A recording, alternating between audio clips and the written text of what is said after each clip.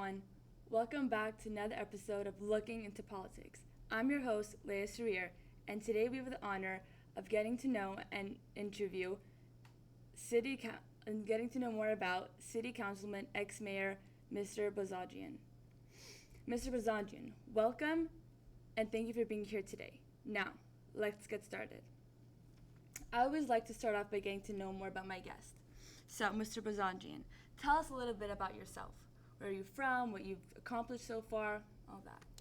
Well, I was raised in the San Fernando Valley and in the western San Fernando Valley, just outside of Calabasas. Back then, Calabasas was an unincorporated area of Los Angeles County.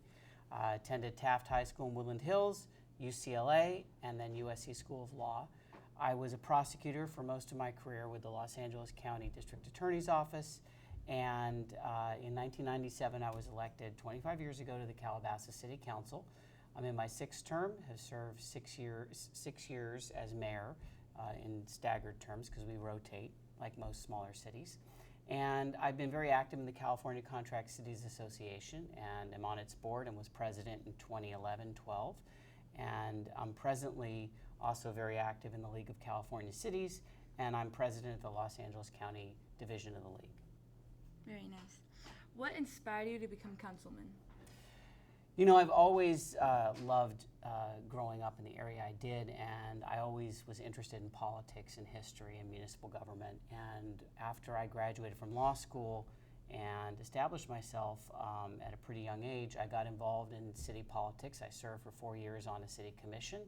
And then when there was an open seat, 6 years into cityhood, it was a pretty young city, I had the backing of the incumbent council members, and I decided to run. And I won the election in 1997.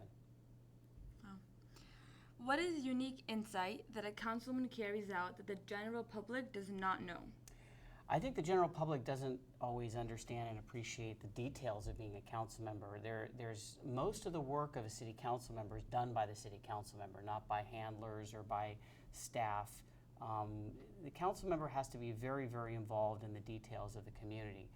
Most community members in most cities expect a city council member to have direct contact with them when they make an inquiry or when they have a problem or a complaint. So there's a lot of intimate details you get to know about the city and about the people who live there, and you have to be willing to do that. It's a lot of work. In many ways, it's more work than if you're at a higher level and you have a full complement of staff to deal with those things. And it also allows you to stay in your own community and really make a difference locally. Our next question is, what are some of the issues that Calabasas is dealing with in 2022? Well, the most significant issue over time in Calabasas and in many cities across the Los Angeles metropolitan region is land use and development. By far, that has to be the most significant issue over time, because we live in a very sparsely populated community, 14 square miles, 25,000 people, and there's a constant pressure to develop and increase the amount of housing, which of course affects traffic and transportation, affects quality of life, the aesthetics of the city, et cetera. Yes. What is the best and worst part about being a councilman? Well, the best part is you could really see tangible differences that you can make in the local community on a daily basis, because you have the power to influence very local decisions and you see the fruit of your labor, so to speak. So I really do enjoy that and the interaction, the direct interaction with the public, particularly because I grew up in the area. I'd say the most significant drawback is the amount of time that it takes out of your day and out of your life.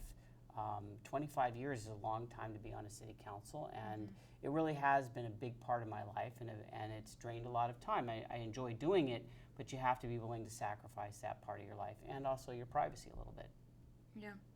What opinion do you have on big tech censorship, political ideology? I think big tech censorship is one of the biggest issues of our day. I think it will continue to be a big issue. It's very clear that big tech has taken sides politically and is overwhelmingly on the left end of the political spectrum.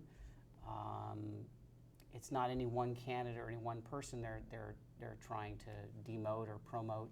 It's just a general ideology. I think in general, the ultimate result is going to be a lot of regulation and a lot of backlash that occurs in these companies not among their employees necessarily, but among the general public. Yeah, I agree with that. What is your opinion on critical race theory in schools, and how would you confront it? Well, critical race theory to me is a very extreme ideology. There's certainly a place to discuss race, and I think it's very appropriate to do that at all levels of education, discrimination.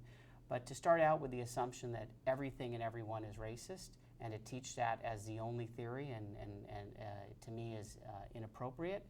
And I am in favor of not having that taught in schools.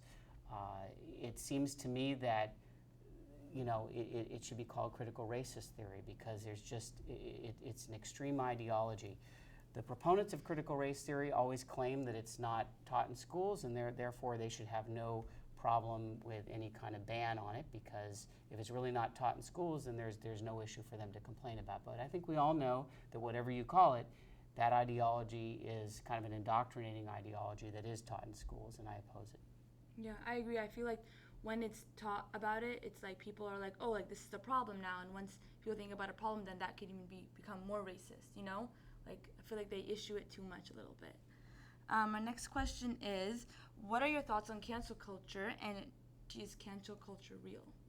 I think it's very real, and it's really affected people of all ideologies. I oppose any kind of cancel culture of any nature, and that would include colleges that don't allow certain speakers to come onto campus because of their views, or people who say or do something that's not, consistent with the ideology of the day, and then they're no longer able to get work.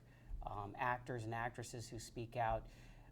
Again, this is very largely on the left wing of the political spectrum, where if you say anything that's not hewing to the left ideology, you do get the threat of cancel.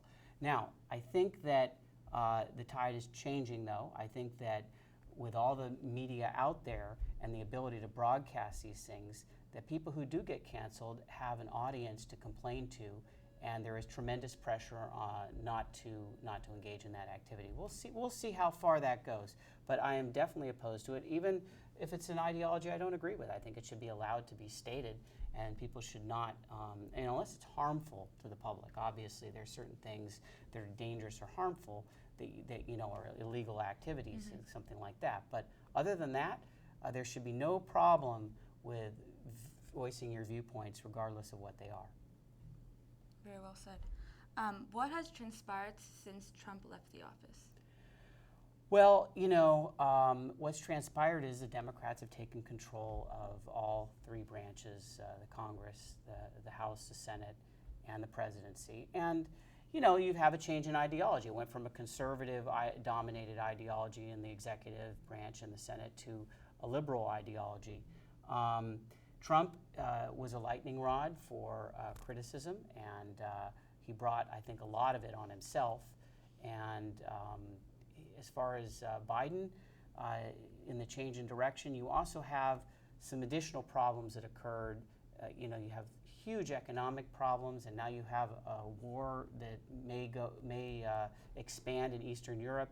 So I think there's a little bit of buyer's remorse. I'm not saying that people necessarily want to go back to Donald Trump, but I think they do have buyer's remorse a little bit, the average person, about putting the Biden administration into power, particularly on the level of competence issues and how far left he's gone, despite his campaigning as a more centrist Democrat.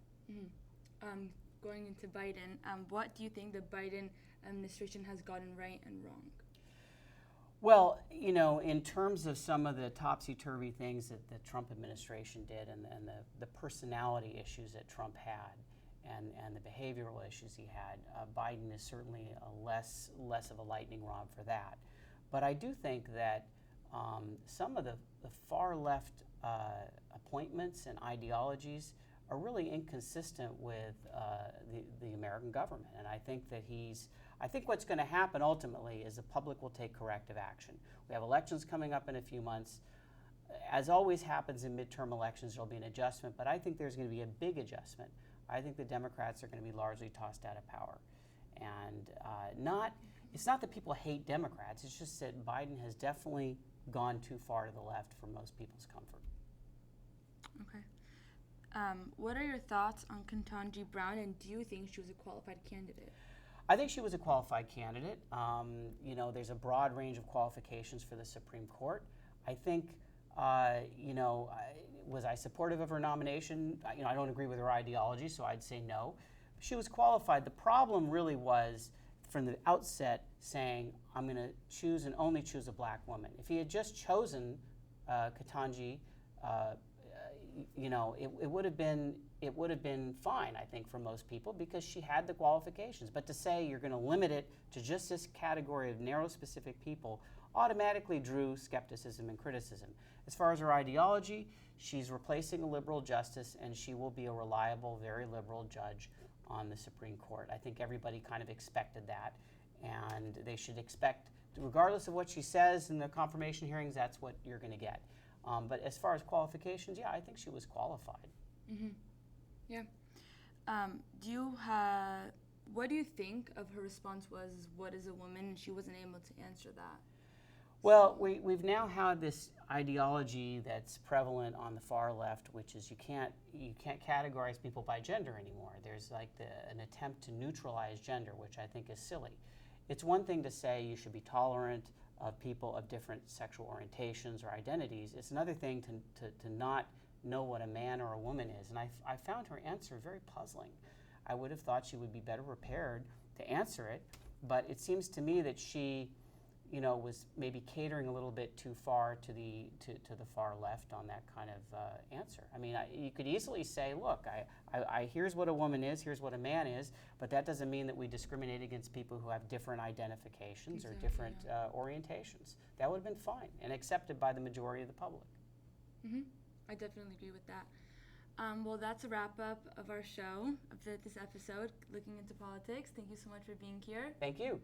And we'll see you guys next week. Bye.